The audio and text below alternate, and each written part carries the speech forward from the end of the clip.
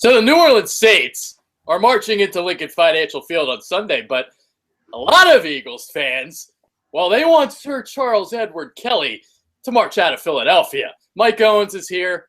I'm Adrian Fedque. Obviously, we can't start 1-4, so must win on Sunday.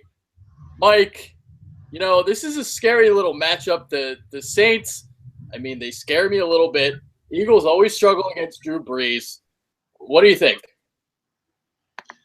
Well, we're at the point of the season now where at 1-3, we really, can't pick our opponent or decide if we need to win the game or if it's a tough game.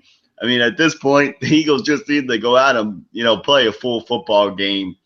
Playing just half of a football game, it's not going to work.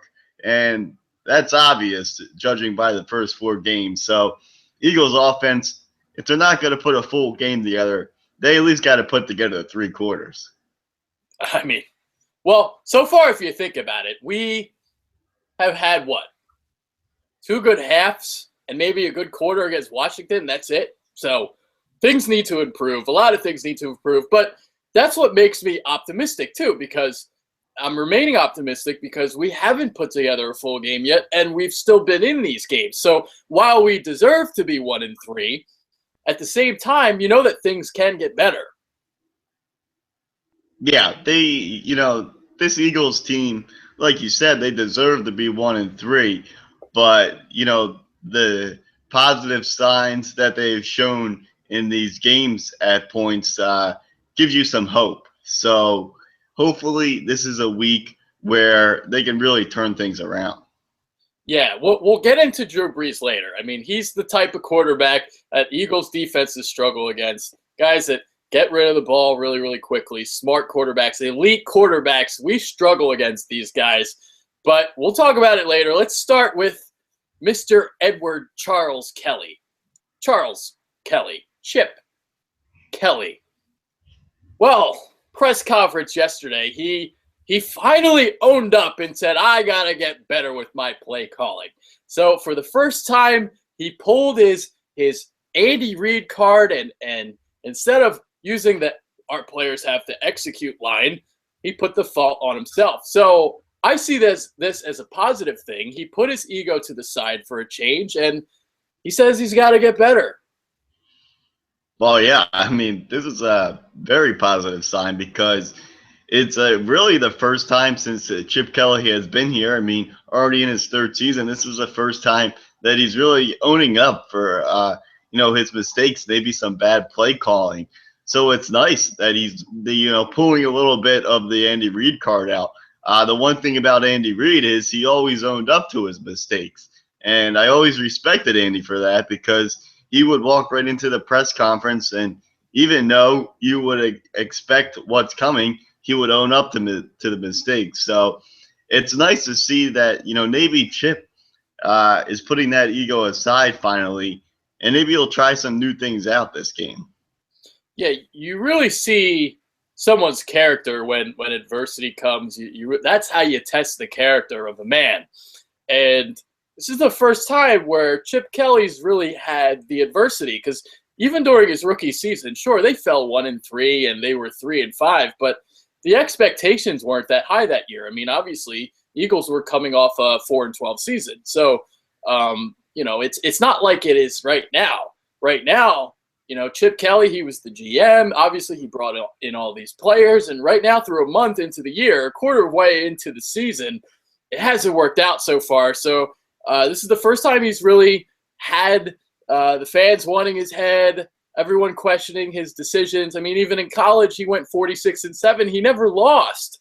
So this is the first time where he's actually had to face some adversity, and I thought it was a positive sign for him to finally, admit that his play calling isn't good. I mean, granted, they haven't executed.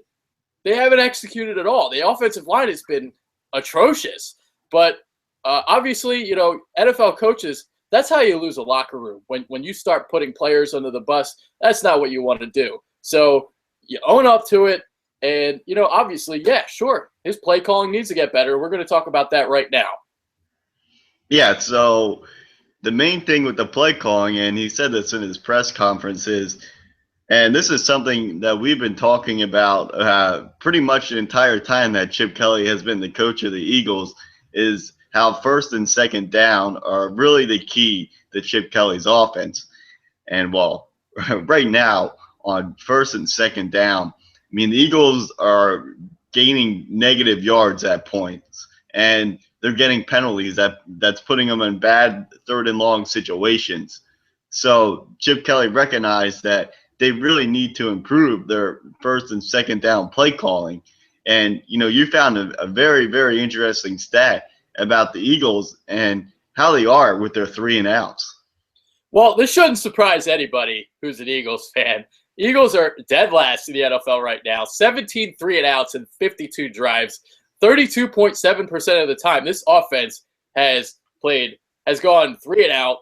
That's a third of the time, basically. So obviously things need to change, and I think it's due to, like you said, the play calling on first and second down. I think it's too conservative. When you think about the start of the game, what are Chip's first 2 plays always? It seems like you always have the little swing pass to the flat, and then second down, it's always either a sweep play or an outside zone play. So it's always the same goddamn thing. You got to switch it up a little bit. Maybe the first play of the game on Sunday, maybe you have Ertz out there. You do a little 5-yard stop route or something to switch it up. Yeah, no, I agree with you completely. I almost feel like they're getting a bit predictable here on, especially early in the game, that, usually you always script those first 15 plays. And I feel like other coaches have kind of caught on to what Chip likes to do early. So early on, Chip's got to switch it up. I really think, they got to pass the ball a little bit here early on. Even if they went with, 3 straight passing plays and went 3 and out, I really wouldn't be upset because at least it would be something different. I think early on in the game, they got to get Bradford going. And that's what's really been the problem. They haven't been able to get Bradford going early, and then he picks it up late, but then it's a little bit too late. Yeah, the play calling in the first half needs to get a lot more aggressive. It really does. If you look at Sunday's game against the Redskins, when did Bradford's first deep pass come? It was late in the second quarter. And then he wound up throwing 8 deep passes in all because obviously against Washington's secondary, it was working. So, Sir Charles, you need to get back and get a little bit more aggressive. He was aggressive in college, and it needs to start happening in the NFL. So the conservatism, I didn't say it right, conservatism needs to stop. I'm sick of this dink and dunk shit, the sweep plays, all that stuff. And that's just something he admitted to as well. He said, obviously, if DeMarco Murray's carrying the ball 22 times for 0 yards, the play calling needs to get better. Yeah, the play. Yeah, I mean, he admitted to it, so he's got to find a way again to get Bradford in that zone. The first few games with Bradford, I felt like they were kind of babying a little bit. They weren't really letting Bradford open up the playbook. And, with these deep passes now, I kind of, I felt like really that deep pass to Aguilar in that Redskins game really got Bradford going. And, from that point on, Bradford did a really nice job. And Bradford is pretty accurate here with these deep balls. And Bradford is really showing his arm strength. So they've got to, use that now in this game against the Saints. Yeah, and let's move on to Bradford now.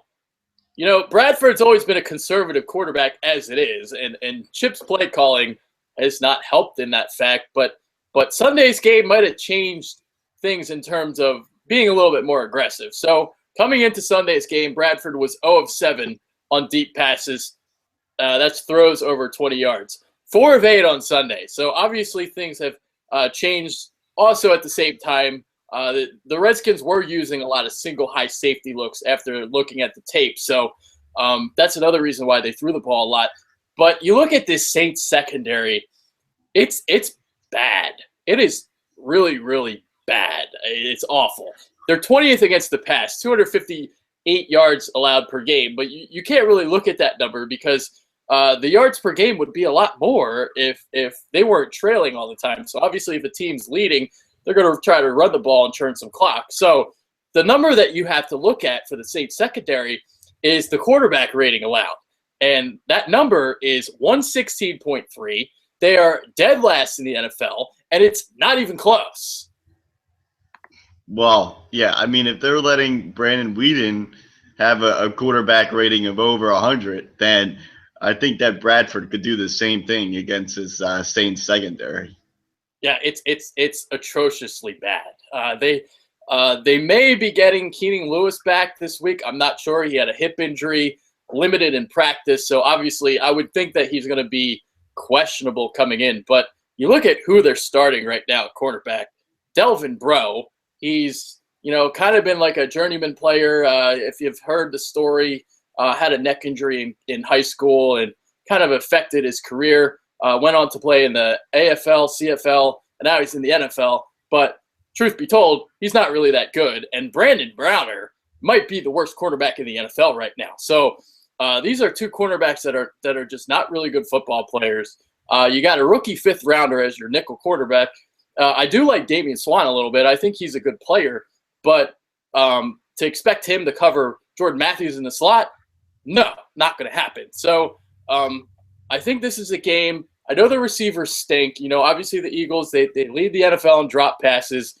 And the other stat that I have for you, so Bradford has had 133 yards lost due to drops this season. That is the second worst out of quarterbacks in the NFL. So obviously the receivers aren't doing their job, but this is a secondary. This is a defense that you can really get your offense going against, and hopefully it happens again Sunday, just like the Redskins game. Yeah, well, like you said, this is really a game where the offense could get on track. And, maybe this is a game where the wide receivers can put those drop passes behind them and get things going. Especially, guys that we really haven't seen much of this year. Maybe this is a game where Aguilar can really start to put it together. He showed signs last week that he's got the potential. Now we'll see if he can put things together. And you also look at a guy like Josh Huff. You just hope that this guy can put up some numbers someday. It's just been a waiting game with this guy, and it's just not happening at this point. So maybe against a secondary like the Saints, he can get something going.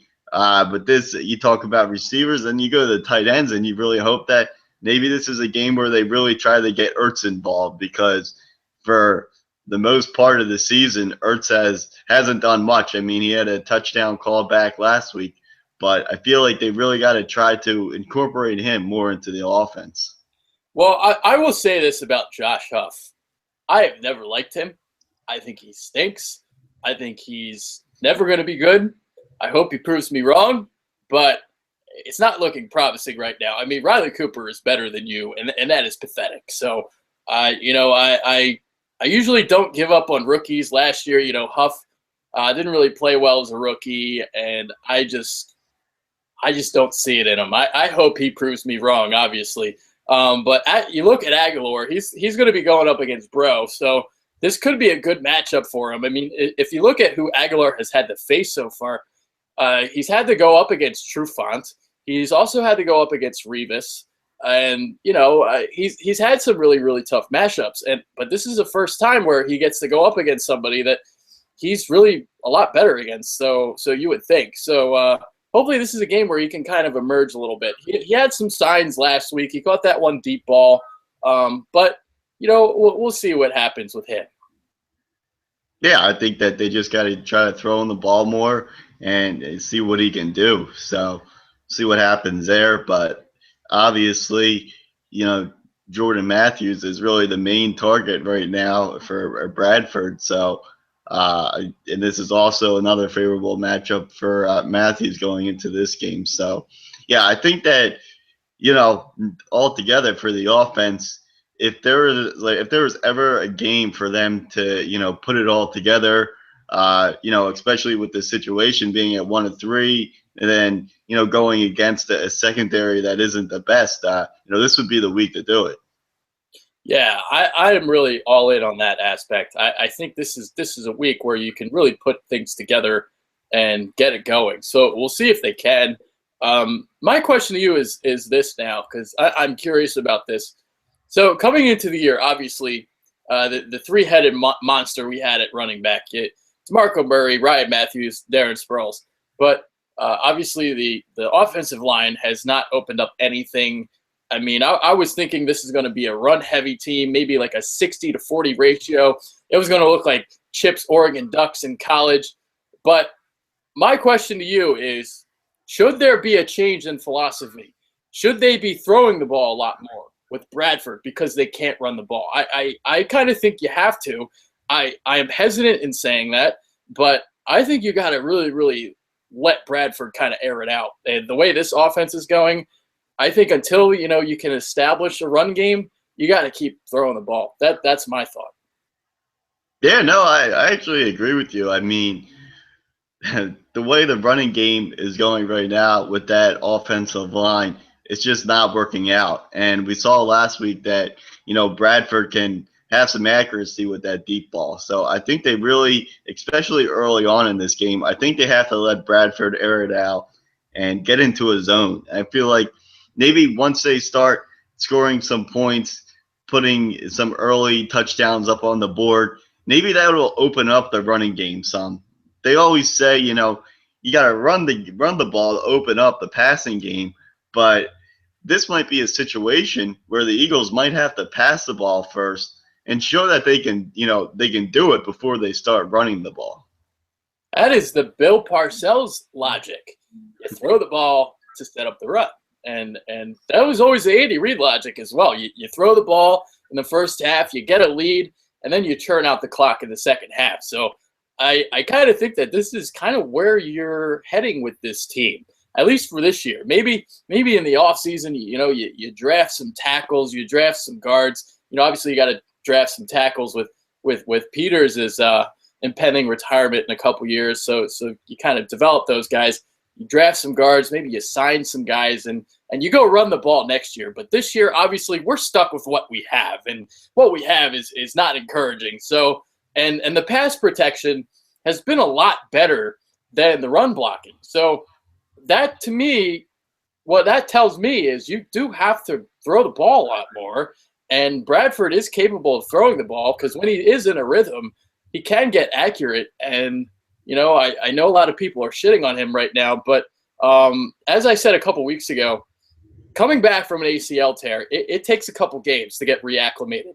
And with the names that I said about before in the video that we did, I threw out Carson Palmer, Tom Brady, Phillip Rivers, Dante Culpepper, Donovan McNabb. All five of these guys struggled coming back from ACL tears. So Bradford, obviously not so great his first couple games, but maybe he's starting to turn the corner. Again, we said this before too. The secondaries he's facing aren't good, so you would expect him to play well. But hopefully, out of the next couple games, the Redskins, the Saints, the Giants, not good pass defenses. Hopefully you put up some good numbers, you have some solid performances so you can build some confidence moving forward. Yeah, no, I completely agree with what you said. And then, going back to the running game and, especially with Murray and Matthews, they just haven't been able to find a way to utilize both of them. And they got to come up with a better combination. And, one of the main reasons why Murray isn't getting enough touches right now is because the 3-and-outs that we talked about earlier and not enough touches on the offensive side.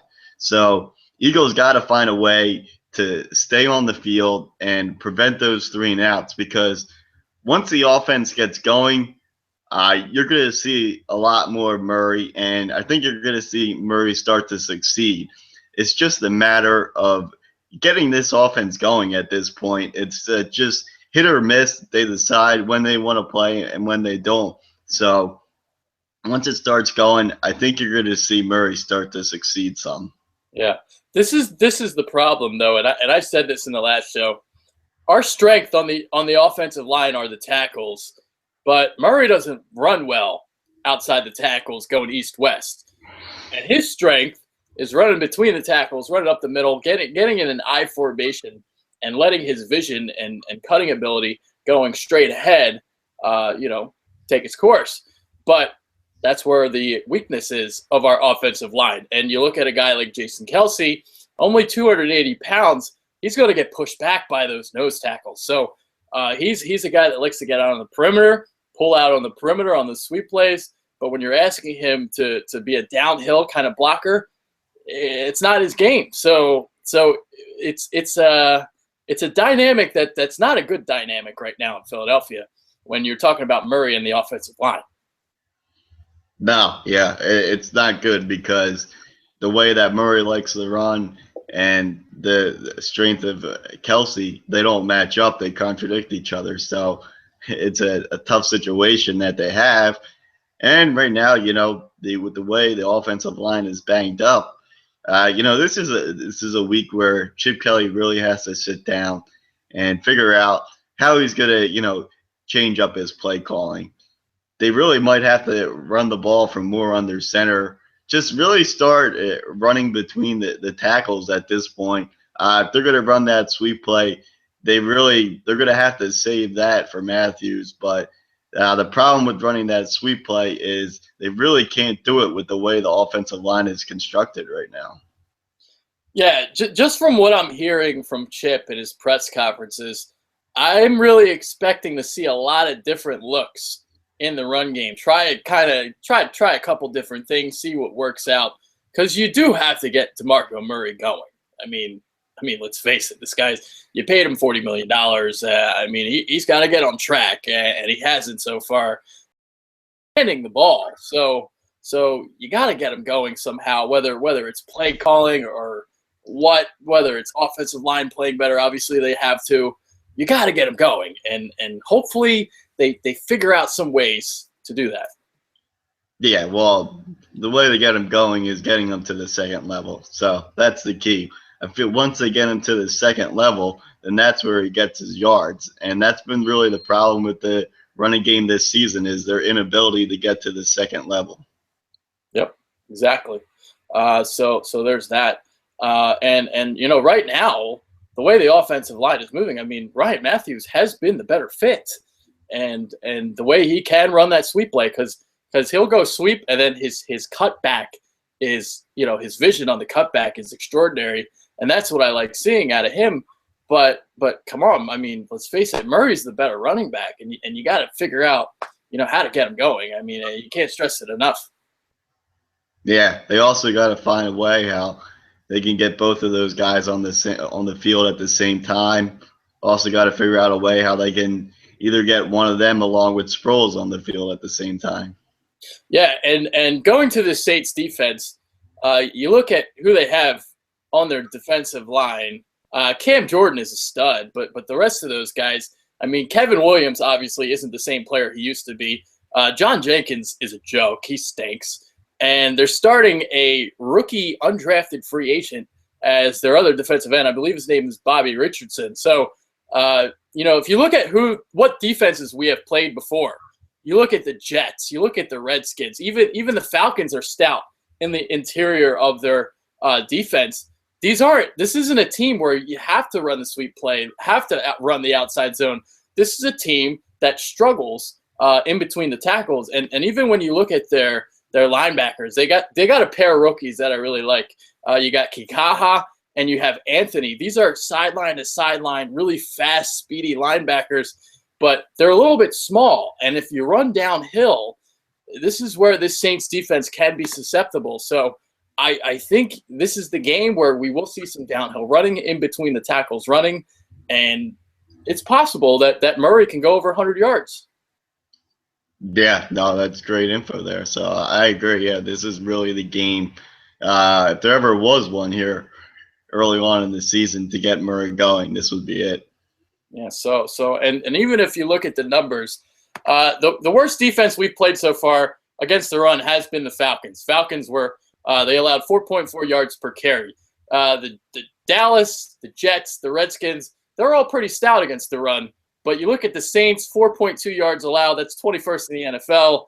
And, again, this is a defense you can run the ball against. Obviously, I mean, they're in my opinion, the worst secondary in the NFL. So it's not a really good defense at all. And you got Rob Ryan as your defensive coordinator. Obviously, he's a guy, when you think of Rob Ryan, you think of the Ryans, you think of blitzing and getting after the quarterback.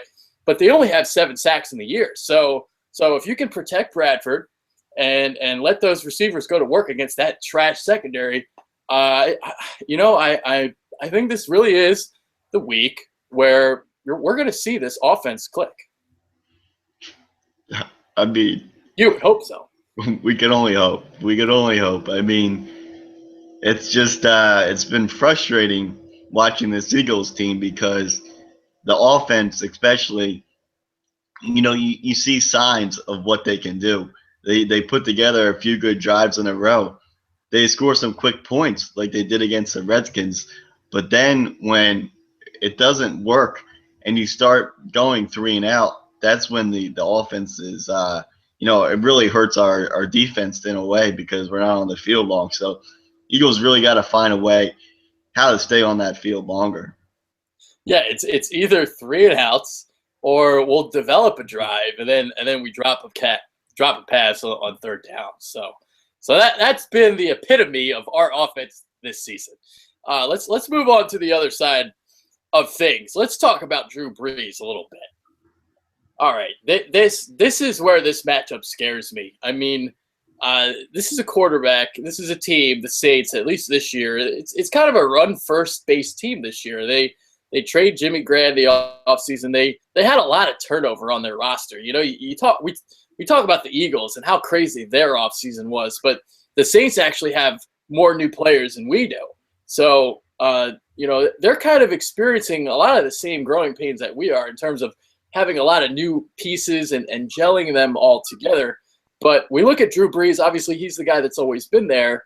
And, our Billy Davis and our defense, since he's been in power on the defensive side, we struggle against elite quarterbacks who can get the ball out quick. Guys like Peyton Manning, guys like Aaron Rodgers.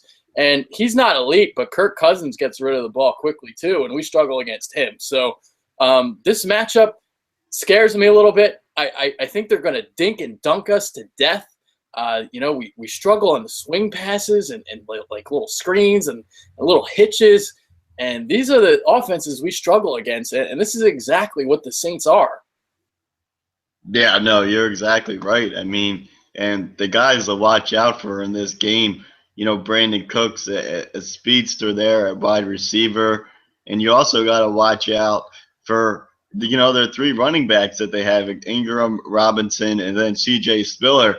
C.J. Spiller, last week, he had that great catch and run for a touchdown in overtime to beat the Cowboys. So Spiller's the guy that they got to watch coming out of the backfield on those screen plays. So, the Saints, they still have some weapons. Colston's not the same at wide receiver, but they have Brandon Cooks now.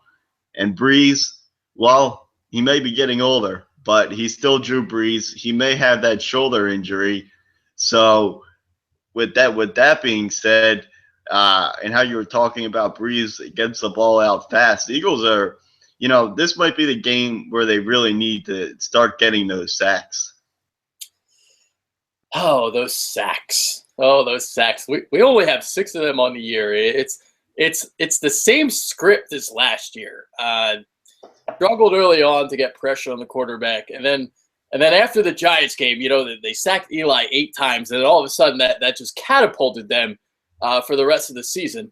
I don't know if we can get a lot of sacks on Brees just because he gets the ball out so quick.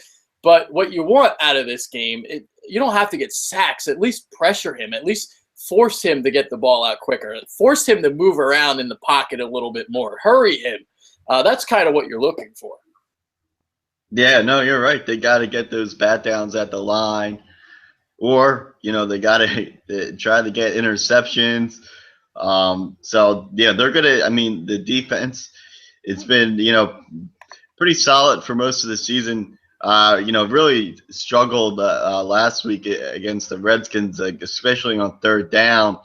And well, it might be, a similar situation this week where it's going to come down for our third down defense. So we got to get off the field on third down. That is really going to be key against the Saints team because if we don't get off the field on third down, they're going to take a lot of time off the clock. Yeah, I think that's the big key of this game is getting off the field on third down. You look at last week, Eagles were 9 of 17 against the Redskins on third down. That is just awful. The Eagles are 17th in the NFL on third down percentage defensively. 40% teams are converting against us. So, it's a good defense. We have a great defense, but Billy Davis's play calling on third down is never been good. You look at, even teams third and long against us, the worst in the NFL. I mean, teams are always converting third and long. So, and Drew Brees, man, this is scaring me. The swing passes to Spiller on the little 3rd and 4s are these are the things. This is the most important part of that game. You stop Spiller in the pass game, I think you win. I think he's, you got to stop him. I think he's the guy you got to stop because I have no doubt that we're going to stop their running game. But the short passing game, that's what scares me. Yeah, no, definitely, especially with Spiller, they're going to use Spiller a lot like how we use Sproles.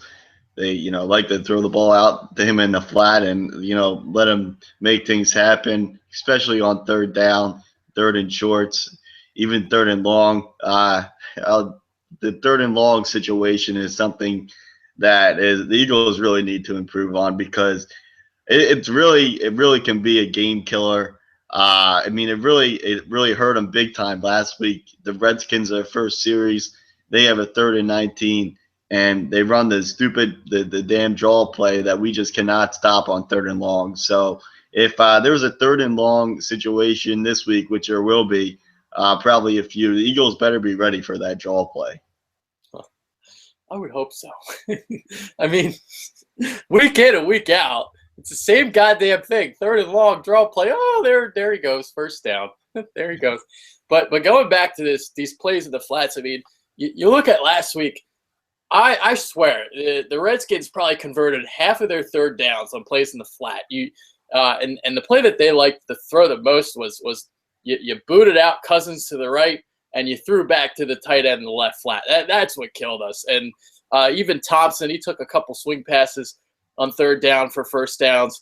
And you got to stop this stuff. So you look at guys like Benjamin Watson and Josh Hill. Yeah, these guys aren't good tight ends, but this is what the Eagles have been known to do defensively. So you would hope that you can take that away, and you got to take Spiller away. And you take these two things away, I think you can win this game. So because I'm talking up Brees, but the truth of the matter is, yeah, he has a shoulder injury. He doesn't throw the ball as deep as he used to. So you got to think, it's going to be dink and dunk stuff. Maybe you can play, a little bit closer to the line of scrimmage. We'll see. You would think so. It's a reasonable logic, but with Billy Davis, anything is possible. So we just got to hope that, Billy Davis can come up with a good game plan, but there's not much confidence there right now. Yeah. You're not kidding at all. Oh, man. So, yeah, you think about this Saints team, man. I mean, immediately that comes to mind is that wild card game a couple years ago. The Saints struggling on the road. They can't win in the cold, and then they come back and they beat us in Philadelphia. Yep, that's the last time that we played the Saints. Chip Kelly's first year here, 2013, in that wild card game. So, oh man, and it's it's kind of ironic because in that game it was the big kickoff return by Sproles that set them up for their game-winning drive there. So, this is a game where Sproles will be facing his former team, and the same with Malcolm Jenkins. Yeah, you're exactly right. I mean, Darren Sproles, beep, beep, man, beep, beep. I'll tell you what, I covered that game, Saints-Eagles game. Those are the worst games to cover. playoff losses by the Eagles. Oh boy, and I remember my boss, the big owner in chief, calling down, "Where's my writer?" And it wasn't even my fault. Yeah, no, I remember that. Yeah, those were the days. But I mean, that Saints playoff game was a lot like the Redskins game last week, where the Eagles defense is on the field for those last drives, and watching the Eagles for all these years, you just see what's going to happen, and most of the time it's not good. All right, let's get to prediction time for this game. I'll start with you. All right. Well, yeah, it's not going to be easy. None of these games have been easy all year, so this is going to be a tight one, down to the wire. I'm going to say that the Eagles are going to end up winning this one 24-21. Yeah, I actually penciled this as a loss at the start of the week. I think this is a terrible matchup for us.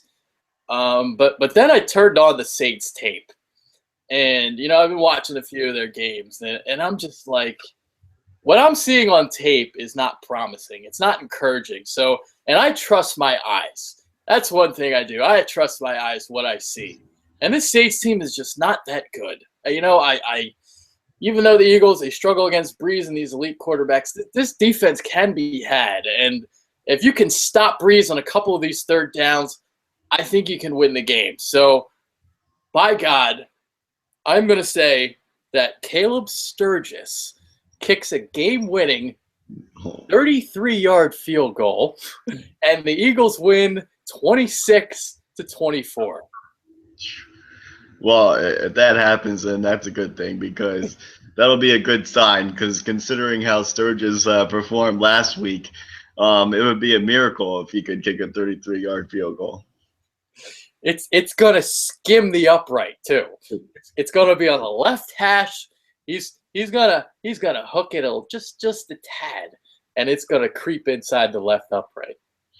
Yeah, well, that's gonna have to be how it's gonna be done, because he was not impressive in his Eagles debut last week, and it's crazy how much a good kicker being out for the season can really affect your team. And well, for right now, the Eagles are sticking with Sturgis. Yeah, I think part of the reason why they took him was his kickoff ability and the touchbacks. But to me, I'd rather have a guy like Kai Forbath, who is going to consistently make field goals inside of 40 yards. And here's why I say that.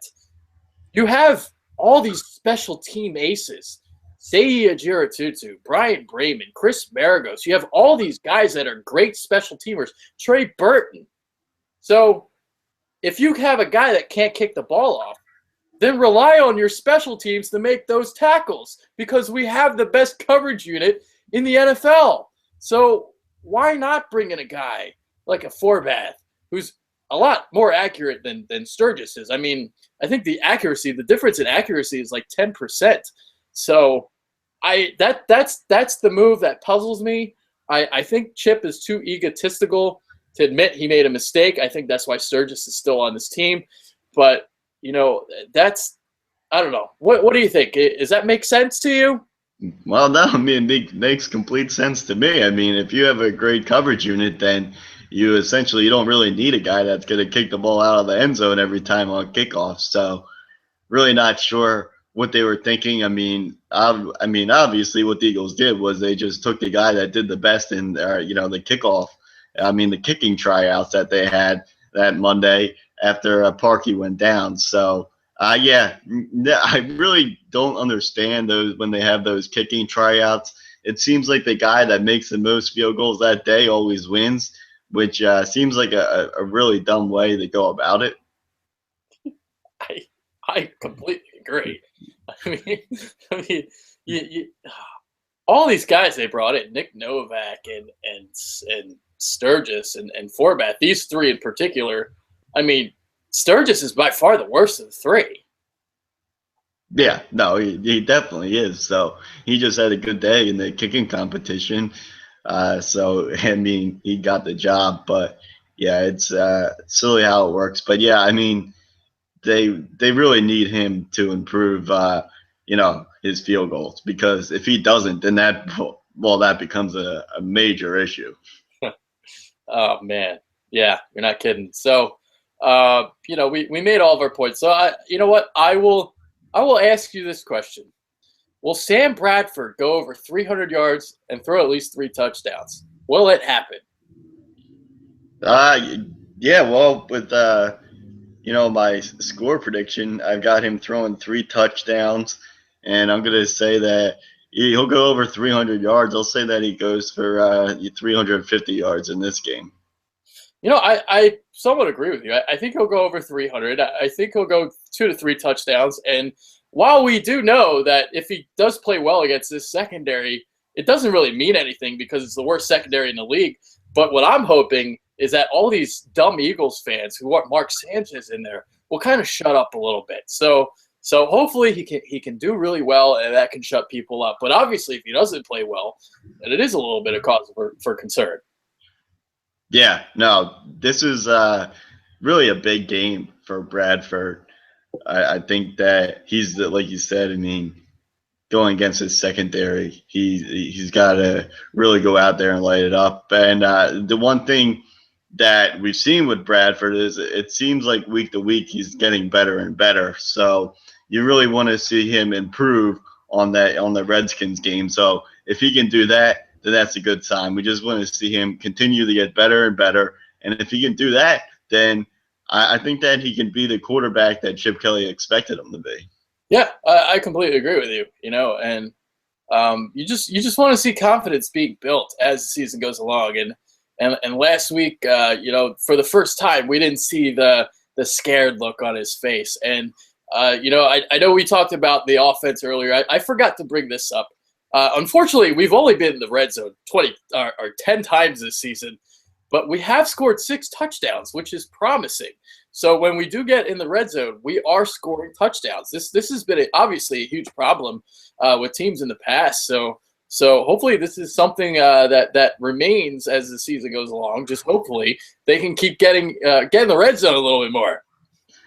Well, it'd be nice. I was shocked to see that we've only been in the red zone that many times for 4 games through the season. So yeah, they definitely got to figure out a way to get in that red zone more, because as of right now, it kind of stole us in the preseason too. They did a nice job in the red zone, so they can get there more often. Then that should result in some touchdowns. Yeah, there we go. So that is that. All right, so we have covered all bases. It's starting to be final thoughts time. So this is where we pose the question. We did this last week. So who is the guy that we haven't talked about that you think can have a big game on Sunday? I'm going to go with Aguilar. I think that this is the game where Aguilar really has a breakout game. So I'm going to say that he's going to have a touchdown catch, and I think he'll get close to 100 yards receiving. Okay, all right. So once again, my guy gets taken. Aguilar was my pick last week. So I don't want to take Josh Huff again. That's not going to happen. I'm never taking Josh Huff again. So I am going to ponder this. Riley Cooper. Hell yeah. Riley Cooper. Riley Cooper's going to be the guy. Hey, I mean, maybe he's got some confidence after that, deep touchdown catch last week.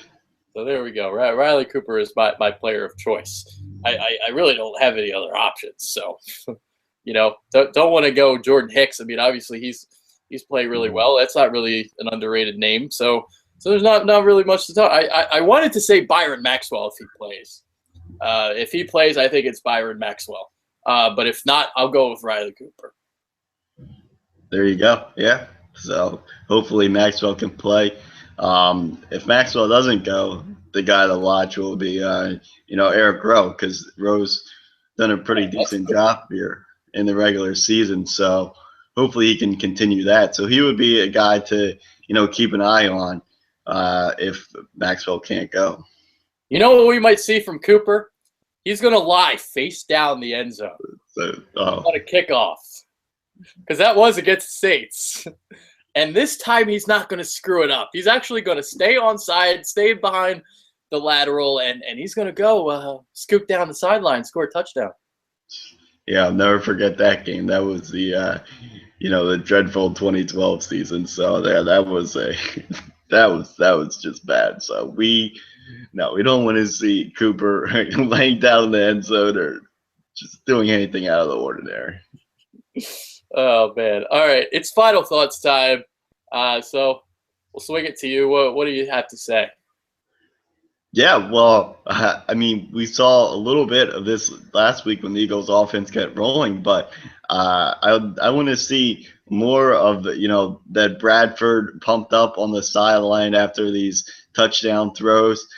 I think that's really key. I feel like his confidence has been growing week by week, and I mean, I don't think we're at a high yet with his confidence, but I think we're getting there. So I think if we could get him some more touchdown passes, I like to see when he gets fired up like that. It's better that fired up Bradford than that scared looking 5-year-old Bradford.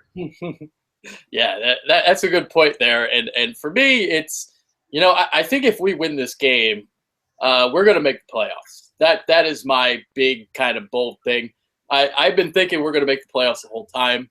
I'm trying to remain calm. I know the sky is falling down in Philadelphia, and everybody's freaking out. It's understandable. I mean, we're City. We freak out. That's what we do. But if we win this game, we're going to win the East. There's no doubt in my mind.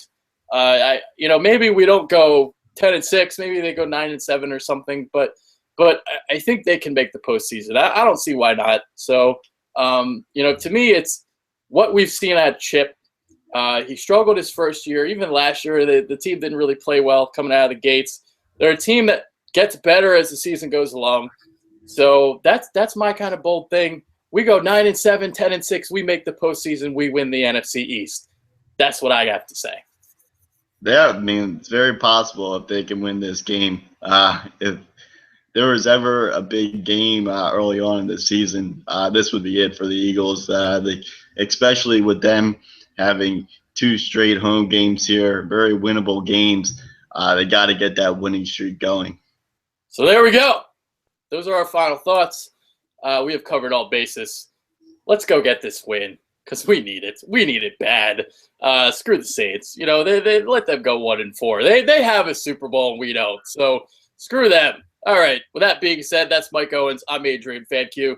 We're out of here. Go Birds, baby. See ya.